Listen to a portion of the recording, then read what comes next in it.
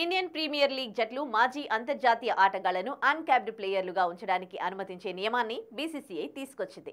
IPL 2024 ముగిసిన తర్వాత ఎక్కువగా చర్చకు వచ్చిన పేరు ఎంఎస్ ధోని. ఎందుకంటే ఈ సీజన్లో Dhoni Chennai super Kings captaincy నుంచి తప్పుకున్నాడు. కేవలం ప్లేయర్గానే ఆడాడు. ఇదే చివరి ఐపీఎల్ అనే చర్చ కూడా సాగింది.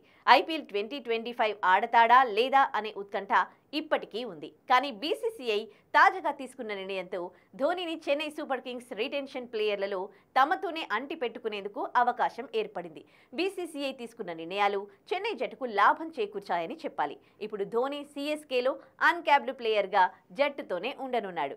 అయితే ఐపీఎల్ 2022 ఎడిషన్ మెగా వేలానికి ముందు ఎంఎస్ ధోనిని చెన్నై సూపర్ కింగ్స్ జట్టు 12 కోట్లకు తమ వద్ద ఉంచుకుంది. అయితే సీఎస్కే ధోనిని అన్క్యాప్డ్ ప్లేయర్గా ఇప్పుడు బోర్డులో ఉంచాలని నిర్ణయించుకుంటే అతను అందుకునే వేతనం 4 కోట్లకు పడిపోతుంది. ఎందుకంటే ధోని ఇప్పటికే అంతర్జాతీయ క్రికెట్కు వీడ్కోలు పలికాడు. 2020 నుంచి అంతర్జాతీయ క్రికెట్లో ఒక్క మ్యాచ్ కూడా ఆడలేదు. బీసీసీఐతో ఎలాంటి ఒప్పందాలు లేవు. కాబట్టి ధోని అన్క్యాప్డ్ ప్లేయర్ లిస్టులోకి వస్తాడు. దీంతో ప్రస్తుతం అన్క్యాప్డ్ ప్లేయర్గా అందుకుంటున్న అధిక వేతనం 4 కోట్లు. కాబట్టి ధోని ధర 12 కోట్ల నుంచి 4 కోట్లకు పడిపోతుంది.